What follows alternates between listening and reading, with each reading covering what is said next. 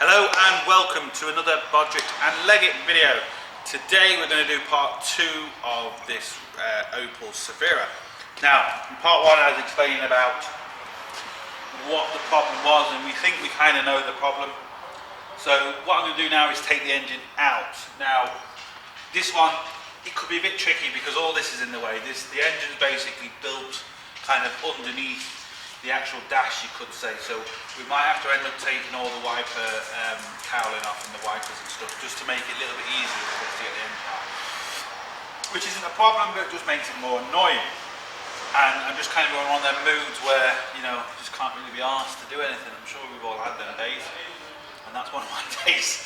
So what I'm going to do is we're going to basically start taking the engine off. So I have to take batteries out, I have to take drive shafts out, disconnect pipes, disconnect all the different clips and stuff, and engine mounts and exhaust and stuff, and yeah, ready to bang the engine out. So we'll crack on.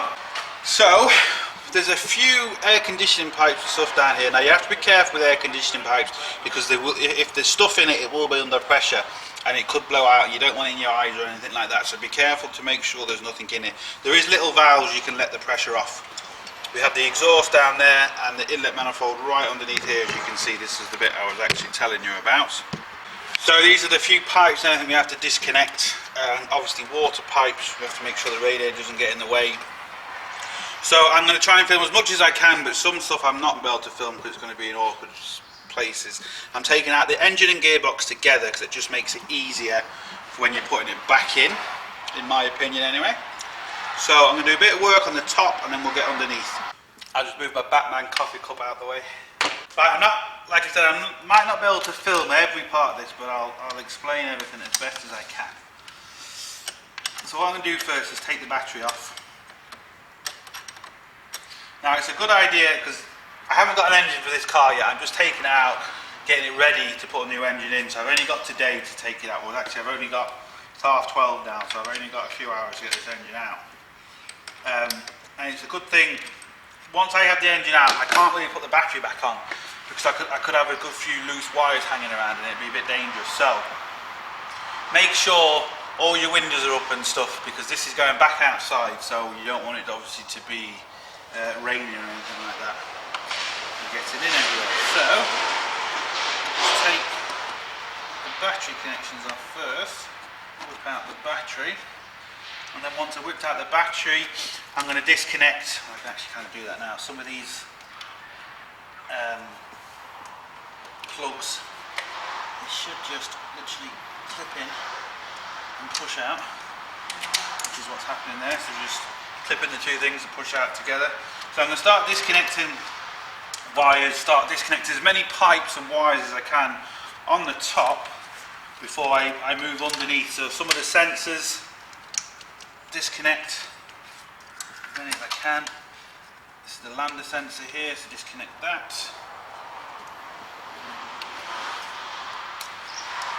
All that disconnected, of course. Now, disconnect as much stuff as I can because I want to get the engine out as whole as I can, which just makes it a lot easier for me. So we've got a 13mm thingy down there for the back.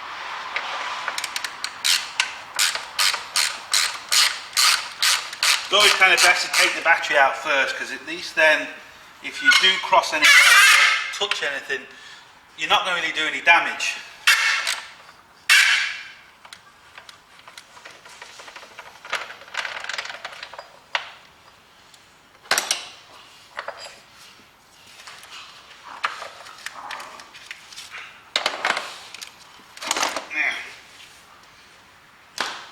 It's best to keep as much stuff as you can together, so like you can put that back on top of your battery so you know that goes with your battery, you know, so you can keep all the nuts and bolts together.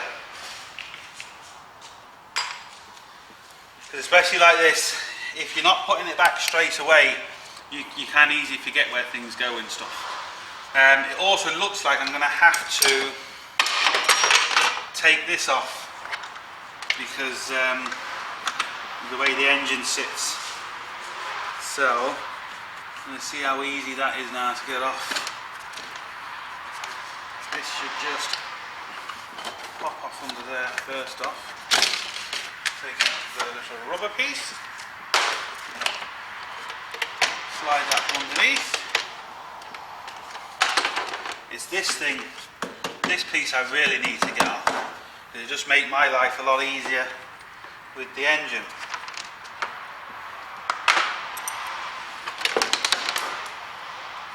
So to get this clip off without breaking anything,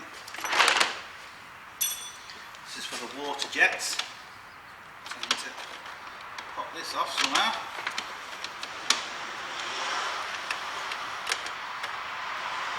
Which isn't going to be straightforward.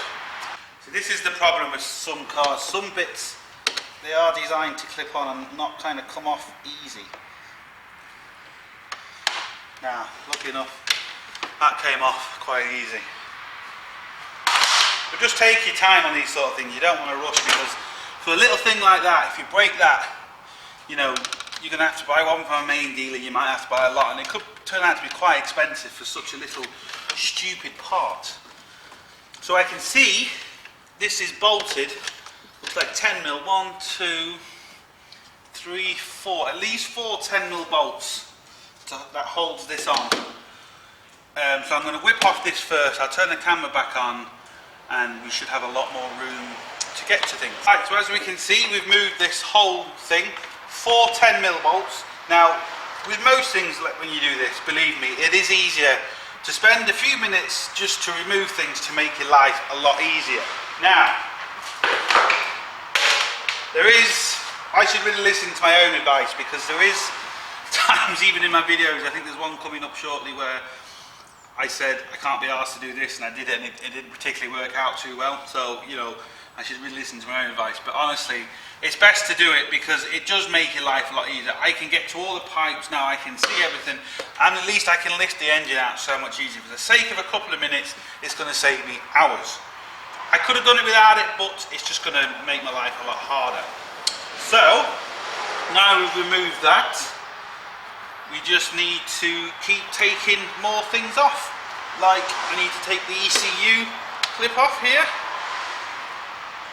if it wants to come off, which it doesn't, which isn't good. Because this particular ECU, the one that's on the car is okay, but this one needs to come off, which is on the car. So it should be sliding this out at the same time. There we go now. So that can come out.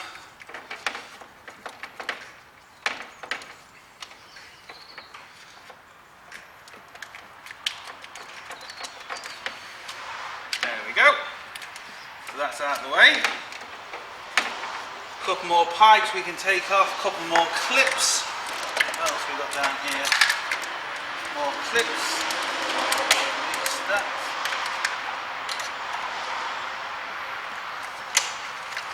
Now, the more you take off, the easier it is to do. Certain clips you don't have to take off. Like this one is on the car, so I don't have to do that. This one is permanently on the car, that one's on the car, so that one's to the throttle body. This one's to the EGR valve, so that's okay, they can stay on. So there's certain ones that can stay on, but certain ones have to come off.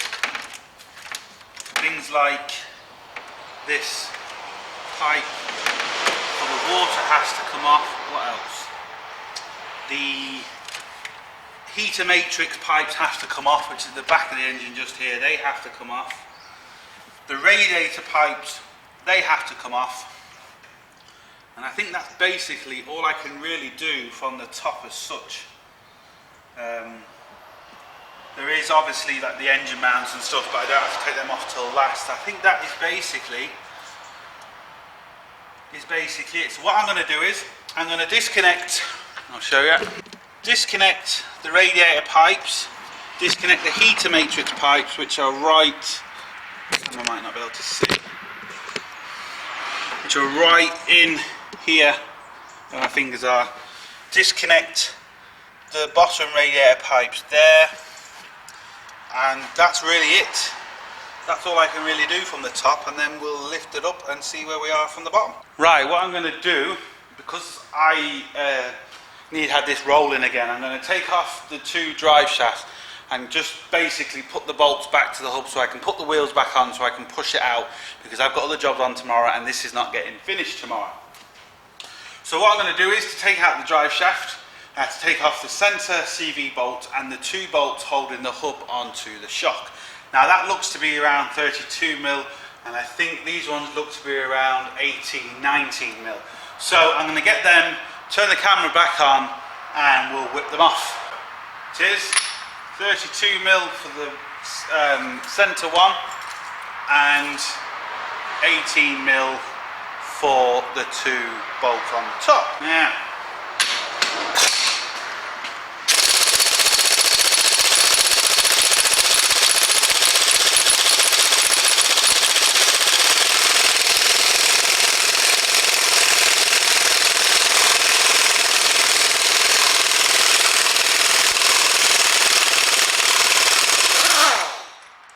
well, it's good to have a nice powerful air gun.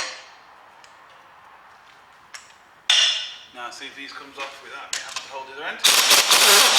Nope. I'll have to get a spanner as well. Yeah, the nuts and bolts are both spinning. Not a big deal. Now one thing you do have to be careful is, once you put a spanner and you have an air gun the far side of it, it can hurt. The vibrations can go through the spanner and it bloody hurts.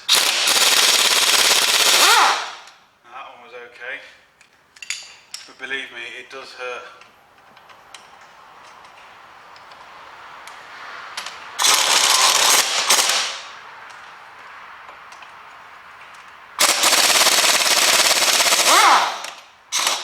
Now, so that's them done.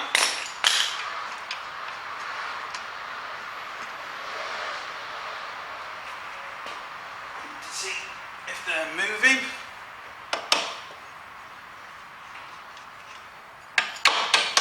Yes, they are.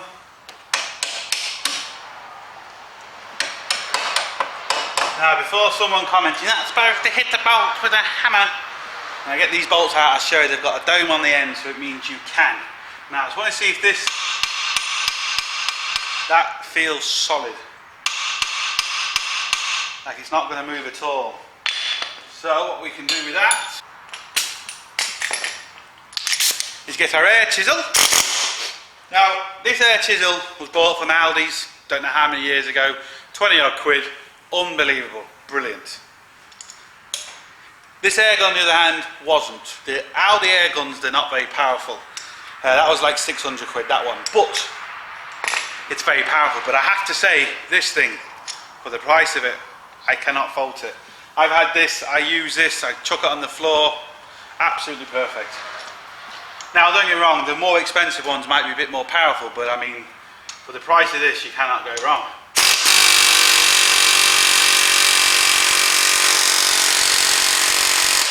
Now, at least we've got that to move, that's the best thing about these. All I was doing is seeing if I can get it to move, and it's moved. So that means, well, it doesn't mean anything, it just means it's great for us. So, keep out this bolt.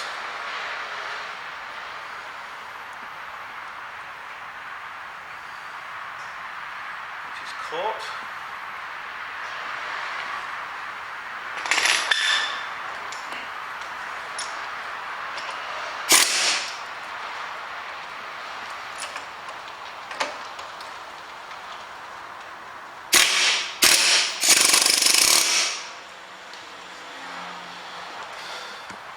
Now this is one of the bolts, and as you can see it's kind of got like a pyramid slash mushroom top before the thread starts, so you can actually hit these. So no comment, you're not supposed to hit them bolts, because you can. Anyway, so them two are off, and what I'm hoping is now, as you can see, we've disconnected the hub from the shock. Now you have to be careful because there's ABS sensors, there's all sorts here, but I'm hoping that's just enough room for me to get out the CV joint.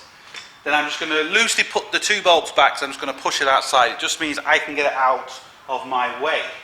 So let's see if we've got enough room.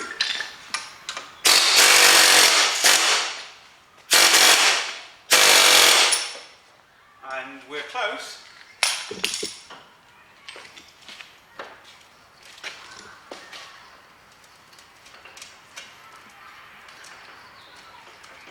Oh, we're so close. I'm going to have to unlock the steering because the steering's locked. Unlock the steering, twist this to the side, and I'll be able to get that out. No worries. So I've got the wheel turned. Now you have to be careful you're not putting too much stress on the brake line. And hopefully it gives me enough room. But even that doesn't look like it's going to. A bit of help.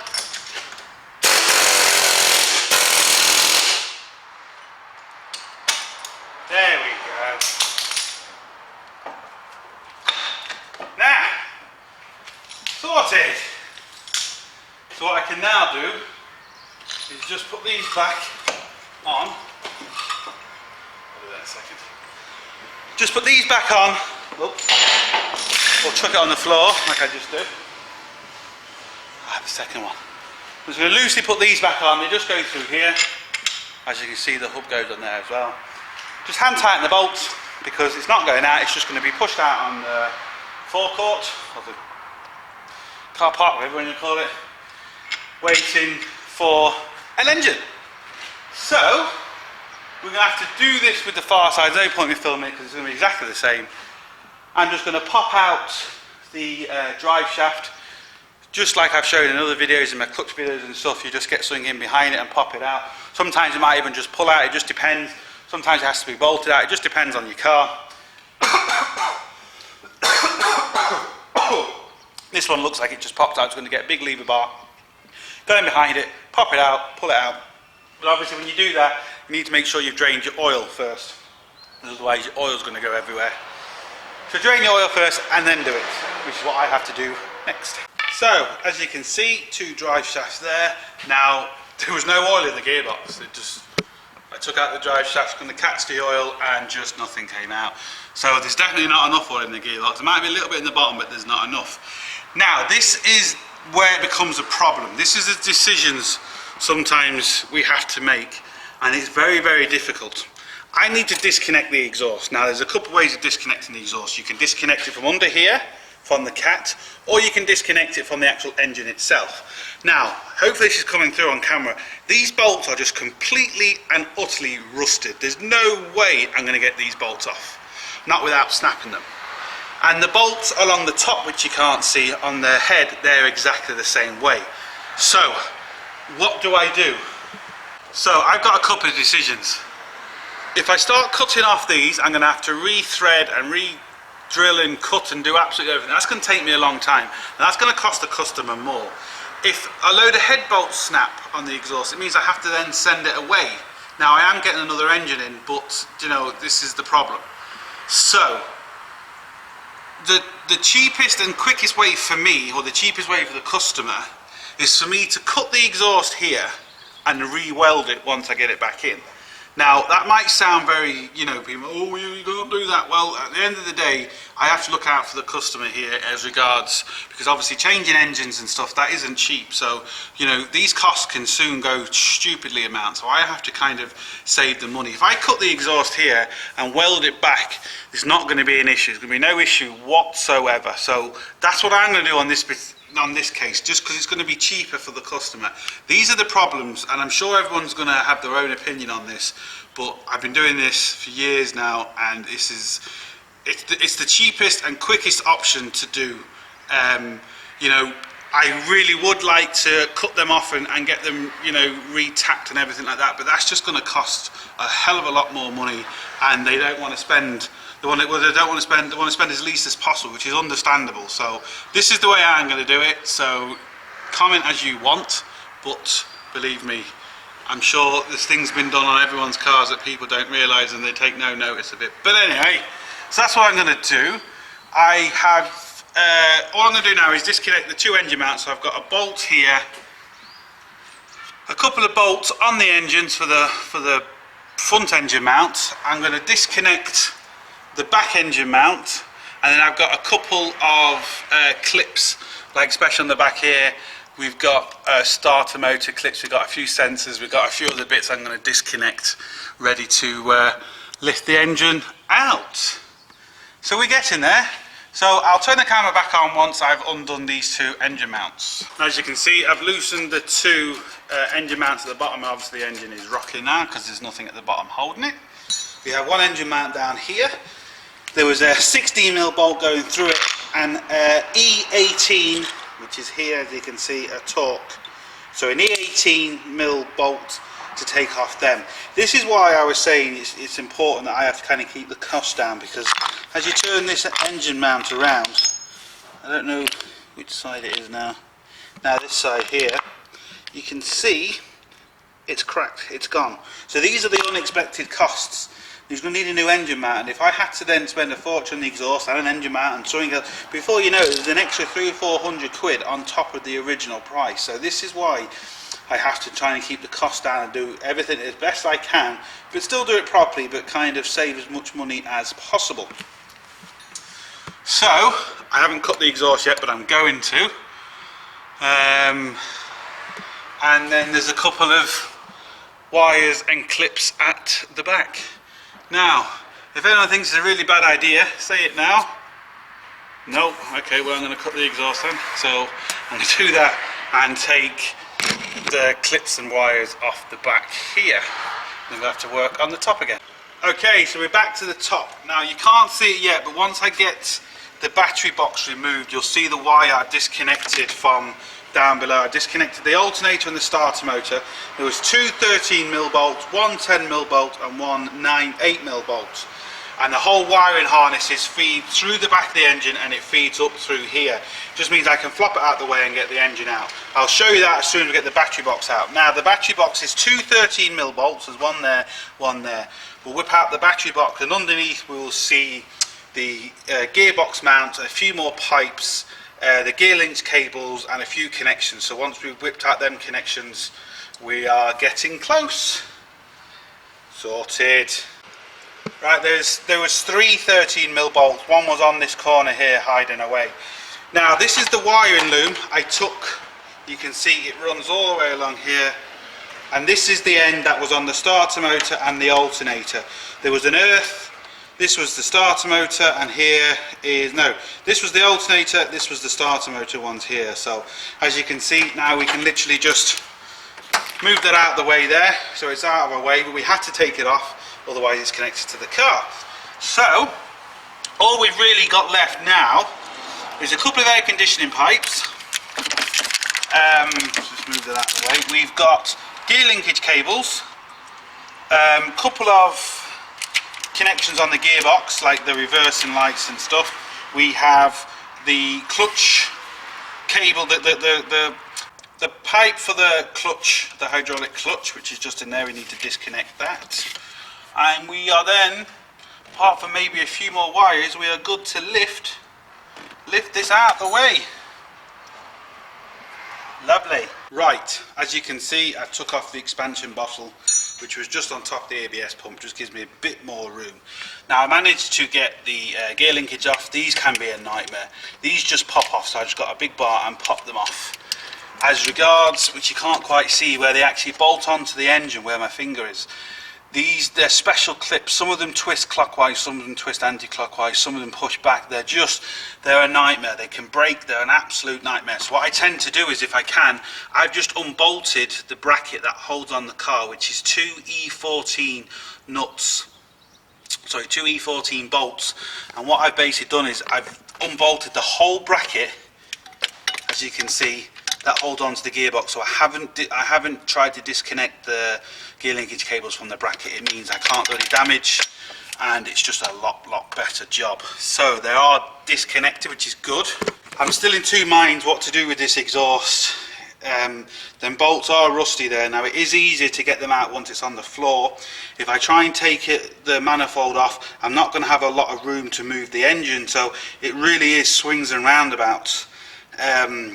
I could end up damaging the radiator if I leave the manifold off, because there's not enough room. So I think I'm going to have to cut it I would prefer not to, but I can't really see any way around it, because if I damage the radiator, that's just more money. Well, I can weld the exhaust for next to nothing, so I think I'm just going to cut the exhaust. So it's got to cut the exhaust now and disconnect the clutch cable. Let's just move that out of the way, and I'll show you how I do that now. So this should be straightforward enough. I've got my special clamping tool, which is designed to clamp pipes with not damage them. So I squeeze it, I lift this little collar up, the little collar lifts up, which keeps the pipe squeezed. And now what I need to do is just pull out the little pin, which is just there. I get a little flat blade screwdriver, try and do this and film at the same time. Ow. No, I can't film this and do it at the same time. Basically, there's a little pin right where my screwdriver is. Just need to lift the pin out and pull this pipe off. Once I've got the pin disconnected, I will turn the camera back on. So this is the little pin I took out, and then literally, where are we looking? It just slides out. And because I've got it crimped, we shouldn't lose all the fluid. So again, put it out of the way so it can't get tangled up. And I think it's just the exhaust, the air conditioning pipe, and I think that's it. Oh, and the 2 heater matrix pipes as well, that goes into the heater matrix inside, which gives you hot air. So I'm going to take off these with just two clips, disconnect them pipes, disconnect the air conditioning pump, which is down here where my finger is. There's just no room to film that. And cut the exhaust, and then I think we're ready to lift. Sorted. Right, so as you can see, I've disconnected the 2 pipes going to the heater matrix, and the exhaust is now disconnected. Now, the thing with the exhaust is, I was on my way to cut it, and then literally it split, and it was leaking for a while, but I didn't see it. But anyway, it split in the flexi joint, so the exhaust is gone anyway. So, well, that's just tough, really. So there's nothing I can do about it anyway. So it's broke, so I need a new exhaust. This is just the way it goes sometimes. So I think I am literally ready to lift it out now. What I'm going to do to make it easier, because there's no lifting eyes, rather than disconnecting the engine mount from the actual engine, I'm just going to disconnect the engine mount from the car. I'm going to wrap my chain around here.